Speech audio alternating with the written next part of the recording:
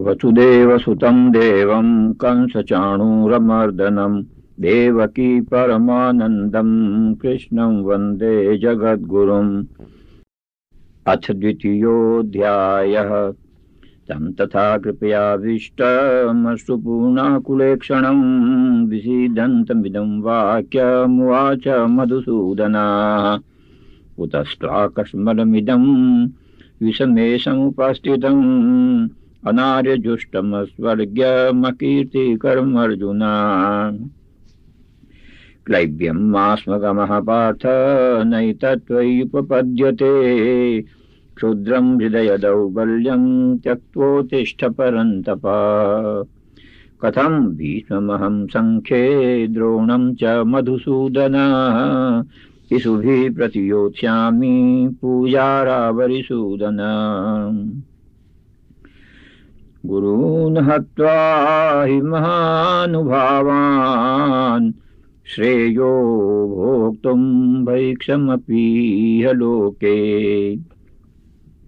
हत्वार्थकामांस्तु गुरूनिहैव भुञ्जीय भोगान् रुधिरप्रदिग्धान्। न चैतद्विद्मः कतरन्नो गरीयो यद्वा जयेम यदि वा नो जयेयुः। यानेव हत्वा न जिजीविषामस्तेव स्थिता प्रमुखे धार्तराष्ट्राः।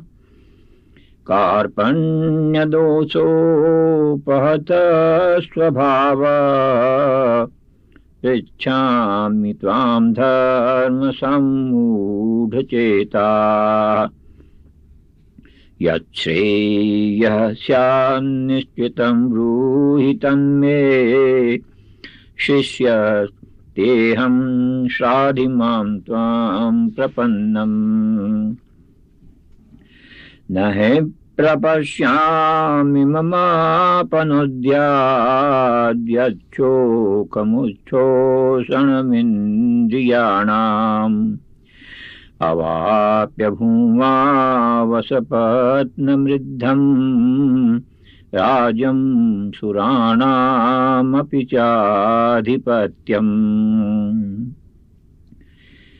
एवमुक्त्वा ऋषिकेशं गुडाकेशः परन्तप न योत्स्य इति गोविन्दमुक्त्वा तूष्णीं बभूवः।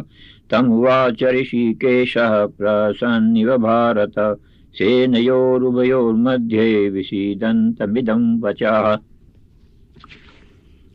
अशौच्यानन्वशौचस्त्वं प्रज्ञावादांश्च भाषसे कथासु न गतासूंश्च नानुशोचन्ति पण्डिताः। न त्वेवाहं जातु नाशं न त्वं नेमे जनाधिपाः न चैव न भविष्यामः सर्वे वयमतः परम्।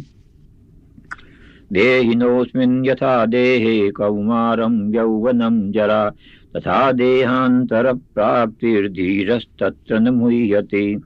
मात्रा स्पर्शास्तु कौन्तेय शीतोष्ण सुखदुःखदाः आगमापायिनो नित्यास्तांस्ते तितिक्षस्व भारत। यं हि न व्यथयन्त्येते पुरुषं पुरुषर्षभ समदुःखसुखं धीरं सोमितत्वाय कल्पते। नासतो विद्यते भावो नाभावो विद्यते सतः उभयोरपि दृष्टोऽन्तस्त्वनयोस्तत्त्वदर्शिभिः। अविनाशि तु तद्विद्धि येन सर्वमिदं ततं विनाशमव्ययस्यास्य न कश्चित् कर्तुमर्हति।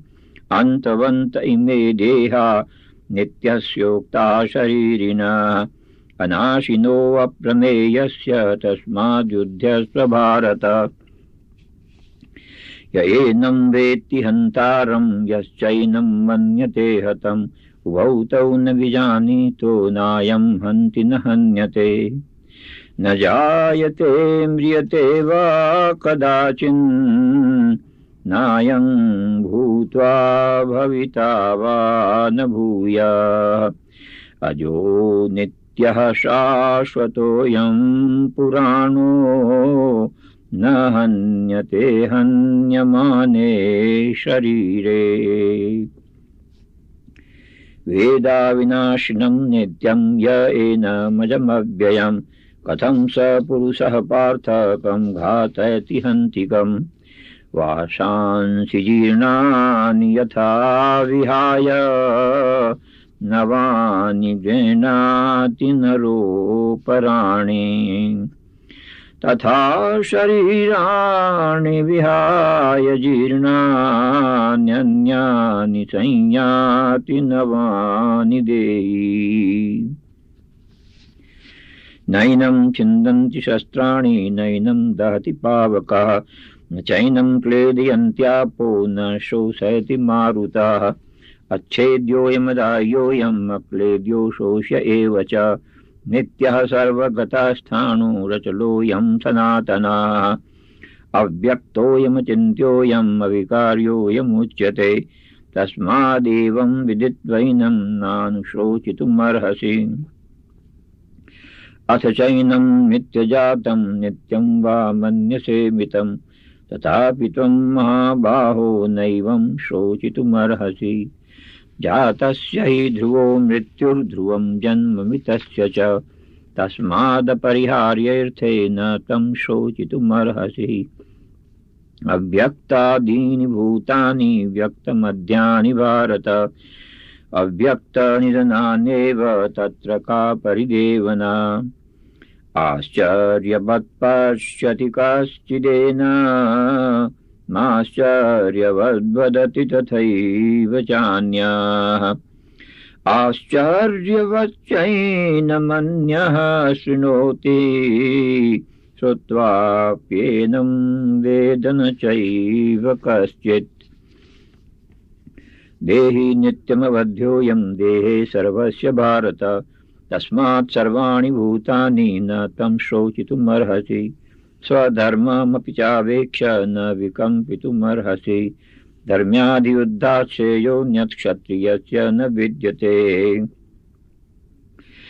यदृच्छया चोपपन्नं स्वर्गद्वारमपावृतं सुखिनः क्षत्रिया पार्थ लभन्ते युद्धमीदिशम्। अथ चेत्त्वमिमं धर्म्यं संग्रामं न करिष्यसि ततः स्वधर्मं कीर्तिं च हित्वा पापमवाप्स्यसि। अकीर्तिं चापि भूतानि कथयिष्यन्ति ते व्ययाम् सम्भावितस्य च कीर्तिर्मरणादतिरिच्यते। भयाद्रणादुपरतं मन्स्यन्ते त्वां महारथाः येषां च त्वं बहुमतो भूत्वा यास्यसि लाघवम्। अवाच्य वादांश्च बहून् वदिष्यन्ति तवाहिताः निन्दन्तस्तव सामर्थ्यं ततो दुःखतरं किम्। हतो वा प्राप्स्यसि स्वर्गं जित्वा वा भोक्ष्यसे महीम्। तस्मादुत्तिष्ठ कौन्तेय युद्धाय कृतनिश्चयाः। सुखदुःखे समे कृत्वा लाभालाभौ जयाजयौ ततो युद्धाय युज्यस्व नैवं पापमवाप्स्यसि। एषा ते विहिता सांख्ये बुद्धिर्योगेति मां शृणु। बुद्ध्या युक्तो यया पार्थ कर्मबन्धं प्रहास्यसि। नेहाभिक्रमनाशोऽस्ति प्रत्यवायो न विद्यते स्वल्पमप्यस्य धर्मस्य त्रायते महतो भयात्। व्यवसायात्मिका बुद्धिरेकेह कुरु नन्दन बहुशाखायनन्ताश्च बुद्धयो व्यवसायिनाम्। या इमां पुष्पितां वाचं प्रवदन्त्य विपश्चिता वेदवादरता पार्थ नान्यदस्तीति वादिनः। कामात्मानः स्वर्गपरा जन्म कर्म फलप्रदां क्रियाविशेषबहुलां भोगैश्वर्यगतिं प्रति। भोगैश्वर्यप्रसक्तानां तयापहृतचेतसां व्यवसायात्मिका बुद्धिः समाधौ न विधीयते। त्रैगुण्यविषया वेदा निस्त्रैगुण्यो भवार्जुन निर्द्वन्द्वो नित्यसत्त्वस्थो निर्योगक्षेम आत्मवान्। यावानर्थ उदपाने सर्वतः सम्प्लुतोदके तावान् सर्वेषु वेदेषु ब्राह्मणस्य विजानताः। कर्मण्येवाधिकारस्ते मा फलेषु कदाचन मा कर्मफलहेतुर्भूर्मा ते सङ्गोऽस्त्वकर्मणि। योगस्थः कुरु कर्माणि सङ्गं त्यक्त्वा धनञ्जय। सिद्ध्यसिद्ध्योः समो भूत्वा समत्वं योग उच्यते। दूरेण ह्यवरं कर्म बुद्धियोगात् धनञ्जय। बुद्धौ शरणमन्विच्छ कृपणः फलहेतवाः। बुद्धियुक्तो जहातीह उभे सुकृतदुष्कृते। तस्माद् योगाय युज्यस्व योगः कर्मसु कौशलम्। कर्मजं बुद्धियुक्ता हि फलं त्यक्त्वा मनीषिणः। जन्मबन्धविनिर्मुक्ताः पदं गच्छन्ति नामयम्। यदा ते मोहकलिलं बुद्धिर्व्यतितरिष्यति तदा गन्तासि निर्वेदं श्रोतव्यस्य सुतस्य च। श्रुतिविप्रतिपन्ना ते यदा स्थास्यति निश्चला समाधावचला बुद्धिस्तदा योगमवाप्स्यसि। स्थितप्रज्ञस्य का भाषा समाधिस्थस्य केशव। स्थितधि किं प्रभासेत किमासीत व्रजेत किम्। प्रजहाति यदा कामान् सर्वान् पार्थमनोगतान्। आत्मन्येवात्मना तुष्टः स्थितप्रज्ञस्तदोच्यते। दुःखेषु नुद्विग्नमनः सुखेषु विगतस्प्रियः। वीतरागभयक्रोध स्थितधीर्मुनिरुच्यते। यः सर्वत्रानभिस्नेहस्तत्तत्प्राप्य शुभाशुभम्। नाभिनन्दति न द्वेष्टि तस्य प्रज्ञा प्रतिष्ठिता। यदा संहरते चायं कूर्मोऽङ्गानीव सर्वशः। इन्द्रियाणीन्द्रियार्थेभ्यस्तस्य प्रज्ञा प्रतिष्ठिता। विषया विनिवर्तन्ते निराहारस्य देहिनः। रसवर्जं रसोऽप्यस्य परं दृष्ट्वा निवर्तते।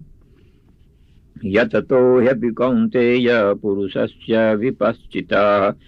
इन्द्रियाणि प्रमाथीनि हरन्ति प्रसभं मनः। तानि सर्वाणि संयम्य युक्त आसीत मत्परः।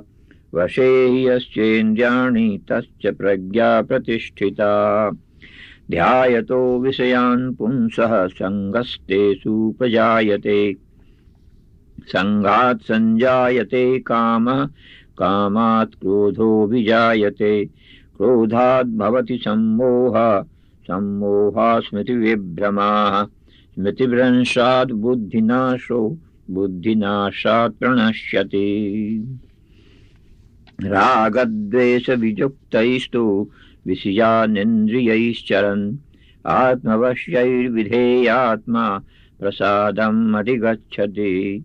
प्रसादे सर्वदुःखानां हानिरस्योपजायते। प्रसन्नचेतसो ह्याशु बुद्धिः पर्यवतिष्ठते। नास्ति बुद्धिर्युक्तस्य न चायुक्तस्य भावना। न चाभावयतः शान्तिरशान्तस्य कुतः सुखम्। इन्द्रियाणां विचरतां यन्मनोनुविधीयते। तदस्य हरति प्रज्ञां वायुर्नावमिवाम्भसि। तस्माद्यस्य महाबाहो निगृहीतानि सर्वशः। इन्द्रियाणीन्द्रियार्थेभ्यस्तस्य प्रज्ञा प्रतिष्ठिता। या निशा सर्वभूतानां तस्यां जागर्ति संयमी। यस्यां जागृति भूतानि सा निशा पश्यतो मुने। आपूर्यमाणम् अचलं प्रतिष्ठं समुद्रमापः प्रविशन्ति यद्वत्।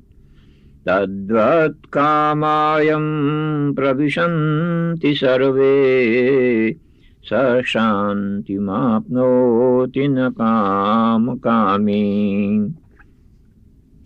विहाय कामान् यः सर्वान् पुमांश्चरति निष्प्रियः। निर्ममो निरहङ्कारः स शान्तिमधिगच्छति।